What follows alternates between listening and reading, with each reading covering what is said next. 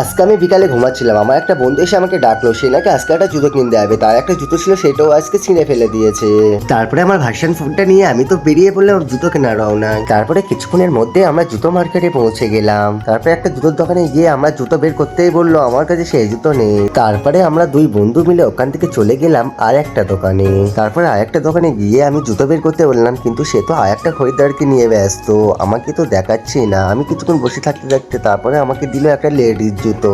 তারপরে কিছুক্ষণ জুতো দেখার পরে আমাদের এই দোকানে কোনো জুতো মিললো না। তার জন্য ভাবলাম আজকে আর এই মার্কেটে ঘুরবো না, আমরা যাবো কালকের অন্য মার্কেটে। তারপরে দোকান থেকে ফাঁকা এসে দেখি অনেকটা রাত হয়ে গেছে, তার জন্য আমরা বেশি রাত না করে ওখান থেকে বেরিয়ে পড়লাম।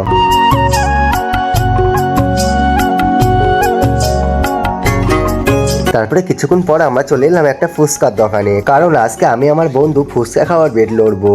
তারপরে কিছুক্ষণের মধ্যে আমরা বাটি হাতে দাঁড়িয়ে পড়লাম। তারপরে আমার বন্ধু এমন ভাবে খাচ্ছে যেন মনে হচ্ছে আজকেও ফুচকা গাড়িটা সব খেয়ে নেবে। তারপরে কিছুক্ষণ খাওয়ার পরে আমার তো হাওয়া নিকাল গিয়া, কিন্তু আমার বন্ধু তো দম সরে না। আজকে আমি মিনি ব্লগটা এখানেই শেষ করলাম, দেখা হচ্ছে অন্য কোনো ভিডিও। Tata, bye bye.